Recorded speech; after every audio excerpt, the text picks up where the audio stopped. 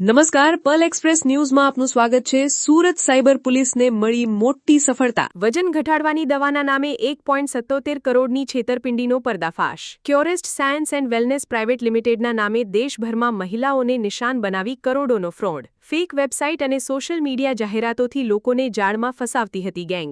ગુરુગ્રામમાં 100 થી 150 ટેલિકોલર સાથે ચાલતા કોલ સેન્ટર પર સુરત પોલીસનો દરોડો। આરોપી મોહમ્મદ હુસ્નૈ ઉર્ફે રાહુલ રાજ ઝડપાયો। કુરિયર બોય બની આરોપી રોકડ ઉઘરાવતો હતો। આરોપી હેના તન્વી શર્મા બની ફોન પર ભોગ બનનારને વિશ્વાસમાં લેતી હતી। આરોપી મિશા કુમારી પ્રિયા ગુપ્તાના નામે દવા વેચી લાખો રૂપિયા પડાવતી હતી। આરોપી ઓમ પ્રકાશ રજાક દિલ્હીથી દવાના પાર્સલ પહોંચાડી રોકડ વસૂલતો હતો। ફરાર આરોપી અમિત ગૌરવ કંપનીનો ડિરેક્ટર હોવાનું ખુલ્યું। ફરાર આરોપી પંકજ શર્મા કંપનીનો ડિરેક્ટર તથા સીએઓ હોવાનું સામે આવ્યું। ફરાર આરોપી દીપક મેનેજર તરીકે સમગ્ર રેકેટ સંચાલિત કરતો હતો। ફરાર આરોપી અસરલાન ડોક્ટર એમ કે ખન્ના અને ડોક્ટર આકાશ મલ્હોત્રા બની વાત કરતો હતો। 4 આરોપીઓની ધરપકડ। અમિત ગૌરવ, પંકજ શર્મા, દીપક અને અસરલાન સહિત અન્યની શોધખોળ ચાલુ। 4 વર્ષમાં અંદાજે 75 થી 80 કરોડની છેતરપિંડી થયાની પ્રાથમિક તપાસમાં આશંકા। સાયબર પોલીસે લોકોને લોભામણી જાહેરાતોથી સાવચેત રહેવા અપીલ। સુરત શહેર પોલીસ સાયબર ક્રાઇમ બ્રાન્ચને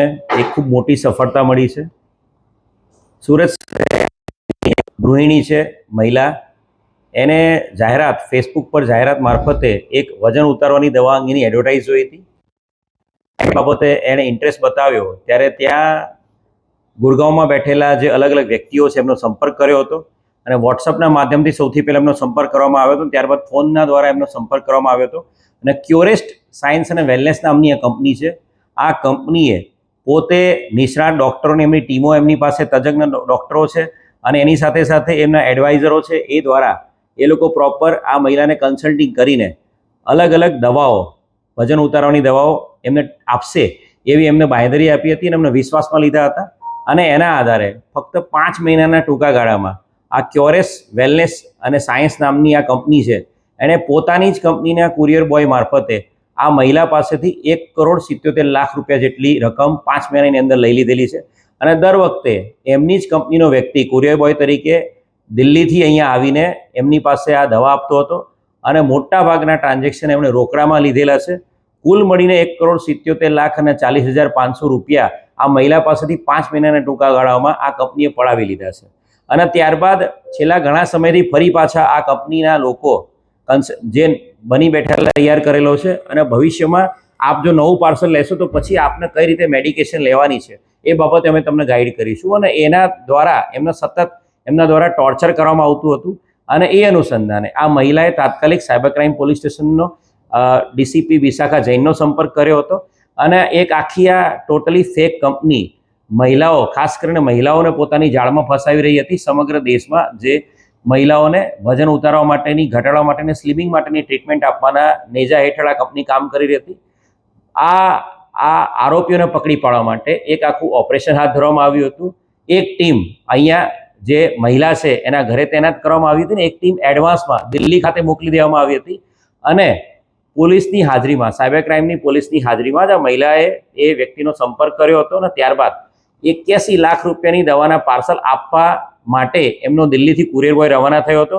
એને ટોટલી ટેકનિકલ વર્કઆઉટ કરીને ટ્રેક કરવામાં આવ્યો હતો અને ટ્રેક કર્યા બાદ જ્યારે એ દવા આપવા માટે અહીંયા નકલી દવા આપવા માટે જ્યારે ઘરે આવ્યો હતો 150થી વધુ જેમાં કોલ સેન્ટરમાં કામ કરતા કર્મચારીઓ છે, જેની અંદર મહિલાઓ અને પુરુષો તમામ સામેલ છે। એક આ કોલ સેન્ટરનો એક આખો પર્દાફાશ થયો છે।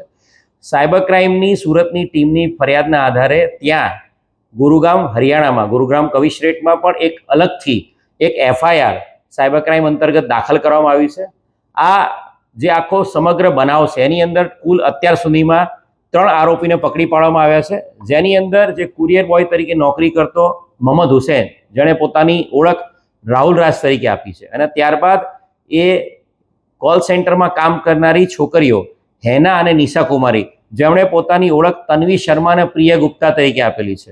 આ 3 આરોપીને અત્યાર સુધી ધરપકડ કરવામાં આવી છે અને સાથે સાથે એક ઓમ પ્રકાશ રજાક નામનો આરોપી, એ પણ ગયા મહિને કુરિયર બોય તરીકે આવીને લાખો રૂપિયાની દવા, નકલી દવા અહીંયા બેનને આપી ગયેલો હતો। એ ઓમ પ્રકાશ રજાકને પણ દિલ્હીથી એને કંપનીમાં જે ડિરેક્ટરો છે એ ડિરેક્ટરોની વાત કરીએ તો અમિત ગૌરવ અને પંકજ શર્મા નામના 2 ડિરેક્ટરો છે જે 2021થી આ કંપની ચલાવે છે અને આ કંપની દ્વારા પોતાની અલગ અલગ જાહેરાતો સોશિયલ મીડિયા પર આપવામાં આવે છે, ખાસ કરીને ફેસબુક ઉપર, ઇન્સ્ટાગ્રામ ઉપર અને વોટ્સઅપ દ્વારા પણ આ લોકો તમામ ખાસ કરીને મહિલાઓનો સંપર્ક કરતા હોય છે અને એમની અલગથી ટીમો 20 જેટલા પુરુષો અને 150 જેટલી મહિલાઓની ટીમો એમણે કોલ સેન્ટરમાં રાખેલી છે.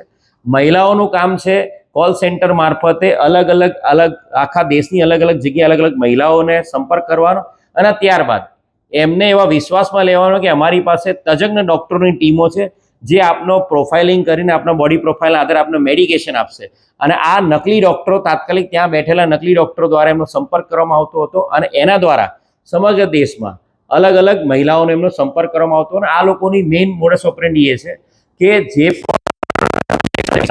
એ તમામ ટ્રાન્ઝેક્શનો અને આ બેન સાથે જે આપણા ફરિયાદી બેન સાથે થયું છે એ પ્રમાણે 1,77,00,000ની અમાઉન્ટમાં ફક્ત 15,000 રૂપિયા જ વ્હાઇટમાં લેવામાં આવ્યા છે. એટલે એ પ્રમાણે જો ગણતરી કરીએ તો અત્યાર સુધીમાં અને જે આરોપીનો જે ઇન્ટ્રોગેશન કરતા એક ધ્યાન પર આવ્યું છે કે દર મહિને લગભગ 2 કરોડના કેશના ટ્રાન્ઝેક્શનો એ લોકોના થતા હતા અને એ પ્રમાણે ગણીએ તો છેલ્લા 4 વર્ષમાં 75 થી 80 કરોડ રૂપિયાની આ રીતે ફેક નકલી દવાઓ સ્લિમિંગ અને વેલનેસ અને ફિટનેસ માટેની ટ્રીટમેન્ટ માટે થઈને આ લોકો અપ્લાય કરેલી છે. હાલ જે અમિત ગૌરવ અને પંકજ શર્મા આ જે મેઇન ડિરેક્ટર્સ અને ચીફ એડમિનિસ્ટ્રેટિવ ઓફિસર છે આ આરોપીઓ હાલ ભાગી રહ્યા છે. અત્યાર સુધીમાં આ આખી કંપની વિરુદ્ધમાં 2 ગુનાઓ જે મેં વાત કરી એ પ્રમાણે સાયબર ક્રાઇમ પોલીસ સુરતમાં ગુનો દાખલ કરવામાં આવ્યો છે અને સાયબર ક્રાઇમ પોલીસ સ્ટેશન સુરતની હકીકત આધારે જે કોલ સેન્ટર આખું પકડાયું છે 150 જણાનું એની વિરુદ્ધમાં હરિયાણાના ગુરગામ કમિશનરેટમાં ગુનો દાખલ કરવામાં આવ્યો છે અને આ ઉપરાંત NCCRP પોર્ટલ ઉપર પણ આ જ કંપનીના અલગ અલગ જે કોલ સેન્ટરના જે નંબરો છે એ નંબરો ઉપર ફેક પ્રોડક્ટ કરીને NCCRP પોર્ટલ પર પણ 4 જેટલી સાયબર ક્રાઇમની ફરિયાદો આ જ કંપની પર કરવામાં આવેલી છે.